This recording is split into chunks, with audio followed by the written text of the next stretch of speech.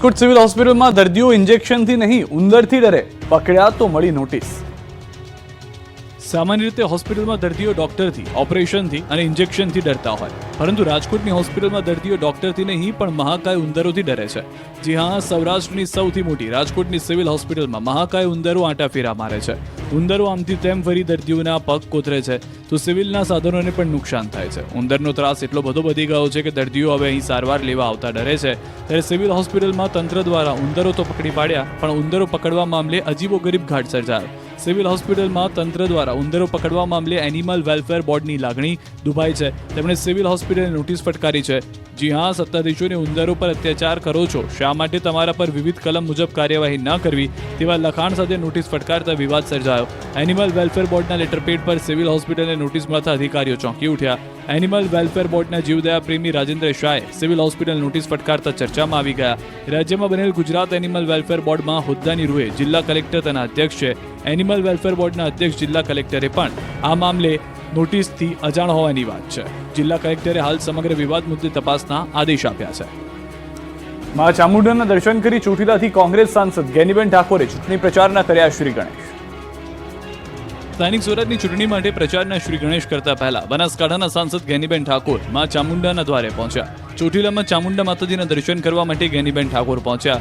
થાનપાલિકાની ચૂંટણી માટે પ્રચાર કરતા પહેલા ગેનીબેને ચામુંડા માતાજીના દર્શન કર્યા। ચામુંડા માતાજીના આશીર્વાદ લઈ સર્વ ધર્મ અને સર્વે સમાજના લોકો ભાઈચારાથી હળીમળીને રહે તેવી પ્રાર્થના કરી। દર્શન કર્યા બાદ ગેનીબેને ભાજપ પર પ્રહાર કર્યા।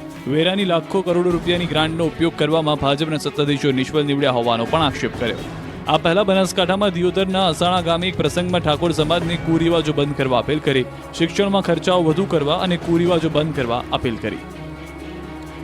છોટાઉદેપુરની નગરપાલિકામાં ત્રિકોણીય જંગ જામ્યો। ત્રણેય પાર્ટીઓ મેદાનમાં ઉતરતા વિધાનસભાની ચૂંટણી જેવો માહોલ। છોટાઉદેપુરમાં ભલે નગરપાલિકાની ચૂંટણી હોય, પરંતુ માહોલ તો વિધાનસભા કે લોકસભાની ચૂંટણી હોય તેવો જામ્યો છે। ભાજપ, કોંગ્રેસ અને આમ આદમી પાર્ટીના નેતાઓ ચૂંટણી પ્રચારના મેદાનમાં ઉતરતા રાજકારણ ગરમાયું છે। છોટાઉદેપુર નગરપાલિકામાં આ વખતે ત્રિકોણીય જંગ જામ્યો છે। પાલિકા જીતવા ભાજપ, કોંગ્રેસ અને આમ આદમી પાર્ટી એટીચોટીનું જોર લગાવી રહી છે। ડેડિયાપાડાના ધારાસભ્ય ચૈતર વસાવાએ પણ છોટાઉદેપુરની ચૂંટણીના પ્રચારમાં જંપ લાવતા ચૂંટણી રસપ્રદ બની છે। એટલે હવે ત્રણેય પાર્ટીઓએ નગરપાલિકા કબજે કરવા માટે એટીચોટીનું જોર લગાવ્યું છે। ઘરે ઘરે અને શેરીએ શેરીએ પ્રચાર પ્રસાર શરૂ થયો છે। મતદારોને રીઝવવા માટે પત્રિકાઓ વિતરણ કરવામાં આવી રહી છે। આ તરફ ભાજપે સાંસદ અને ધારાસભ્યોને ચૂંટણીના પ્રચારમાં ઉતાર્યા છે। ધારાસભ્ય રાજેન્દ્ર રાઠવાએ કહ્યું કે આ વખતે છોટાઉદેપુરની જનતા ભાજપ પર જીતની મોહર લગાવશે, તો કોંગ્રેસે પણ છોટાઉદેપુર પાલિકામાં જીતનો દાવો કર્યો છે। છોટાઉદેપુર કોંગ્રેસના નેતા અર્જુન રાઠવાએ ભાજપ પર પ્રહાર કર્યા કે લોકોને ડરાવી ધમકાવીને મત લેવાની ભાજપની નીતિ હવે નહીં ચાલે। આમ ત્રણેય પાર્ટીઓએ ડોર ટુ ડોર પ્રચાર અને સભાઓ ગજવતા નાનકડા છોટાઉદેપુરમાં રાજકીય રંગ બરાબરનો જામ્યો। ગામડાઓમાં જાણે દિવાળી જેવો માહોલ છે। આ તરફ જૂનાગઢ મનપા જીતવા કોંગ્રેસે લગાવ્યું એડીચોટીનું જોર। કોંગ્રેસના નેતાની પોલીસની ચેતવણી। જૂનાગઢમાં મહાનગરપાલિકામાં કબજો જમાવવા માટે કોંગ્રેસે પણ એડીચોટીનું જોર લગાવી લીધું છે। કોંગ્રેસ પ્રદેશ પ્રમુખથી લઈને પૂર્વ ધારાસભ્ય અને પૂર્વ સાંસદોએ પ્રચારની કમાન સંભાળી લીધી છે। જૂનાગઢના કોંગ્રેસના ઉમેદવારો માટે પ્રચાર કર્યો, ત્યારે જૂનાગઢના કાળવા ચોક ખાતે કોંગ્રેસની જાહેર સભા યોજાઈ, જેમાં કોંગ્રેસના નેતાઓએ ભાજપ પર પ્રહાર કર્યા। તો મહાનગરપાલિકા કોંગ્રેસ ચૂંટણી નિરીક્ષક પુંજાભાઈ વંશીએ પોલીસ અને વહીવટીતંત્રને આકરી ચેતવણી આપી। તેમણે સ્પષ્ટ શબ્દોમાં કહ્યું કે જો પોલીસ કર્મચારીઓ અને અધિકારીઓને ભાજપની ચાપલૂસી કરવામાં કે એજન્ટ તરીકે કામ કરવામાં રસ હોય તો તેઓ વર્દી ઉતારીને રાજીનામું આપી ભાજપમાં જોડાઈને ચૂંટણી લડી શકે છે। સભામાં કોંગ્રેસના 49 ઉમેદવારો સહિત મોટી સંખ્યામાં કોંગ્રેસના આગેવાનો અને કાર્યકર્તાઓ હાજર રહ્યા। શક્તિસિંહ ગોહિલ જૂનાગઢમાં કોંગ્રેસની જીતનો વિશ્વાસ વ્યક્ત કર્યો હતો। ફરી એકવાર કેસર કેરી પકવતા ખેડૂતોની કચરાઈ, ફ્લાવરિંગ બળતા ઉત્પાદન ઘટશે। કેસર કેરી પકવતા ખેડૂતોની માઠી દશા બેઠી છે। શરૂઆતમાં કેરીના ઝાડ પર મોટા પ્રમાણમાં ફ્લાવરિંગ આવતા ખેડૂતો ખુશખુશાલ હતા, પરંતુ અચાનક બદલાતા વાતાવરણે ખેડૂતોની હાલત બગાડી। કેસર કેરીના બગીચાઓમાં ડિસેમ્બર મહિનાના આંબાના ઝાડ પર મોટા પ્રમાણમાં ફ્લાવરિંગ આવતા આ વર્ષે ગીરના ખેડૂતો ખુશખુશાલ અને હતું કે એવું થશે કે જાણે પાછલા કેટલાક વર્ષોની એક સાથે ઉત્પાદન અને વળતર આપી દેશે, અને ખેડૂતો પણ હરખમાં ઝૂમવા લાગ્યા। પરંતુ કુદરતને કંઈક અલગ મંજૂર હોય તેમ ધીમે ધીમે સમય વીતવા લાગ્યો અને આવ્યો વાતાવરણમાં પલટો। વાતાવરણમાં પલટો આવતા મધ્યો, થ્રિપ્સ અને જાકડના કારણે આંબા પરનું ફ્લાવરિંગ બળવા લાગ્યું। જોકે તેમ છતાં ખેડૂતો હિંમત ન હારી અને દવાઓના છંટકાવ કર્યા, પરંતુ કોઈ જ અસર ન થઈ અને આખરે પોતાના મહામૂલી કેસરના ફ્લાવરિંગને બચાવી ન શક્યા। હવે ઇજારેદારો પણ ખેડૂતોને આપેલા એડવાન્સ રૂપિયા પણ મૂકીને જતા રહ્યા। કોઈક ઇજારેદારે 50,000 આપ્યા તો કોઈક ઇજારેદારે લાખ રૂપિયા. આમ બગીચાઓ રાખનાર ઇજારેદારો પણ હવે આંબાના બગીચાઓની હાલત જોઈ ભાગી રહ્યા છે. ત્યારે ગીરના ખેડૂતોના મતે જે આંબાના ઝાડ પરથી 20 થી 25 મણ કેસર કેરીનું ઉત્પાદન થાય તે ઝાડ પર હાલ 2 કિલો જેટલી નાની કેરીઓ દેખાય છે અને હજુ પણ જો આવું જ રહ્યું તો કેસર કેરીનો સ્વાદ કડવો બની જશે. સંતરામ મંદિરે 10 મિનિટમાં 500 કિલો કોપરું, 3000 કિલો સાકરની ઉછામણી. નડિયાદના સંતરામ મંદિરમાં સંતરામ મહારાજનો 194મો સમાધિ મહોત્સવ યોજાયો. મોટી સંખ્યામાં શ્રદ્ધાળુઓ મંદિર પહોંચ્યા અને દર્શન અને સાકર ઝીલવાનો લાભ લીધો.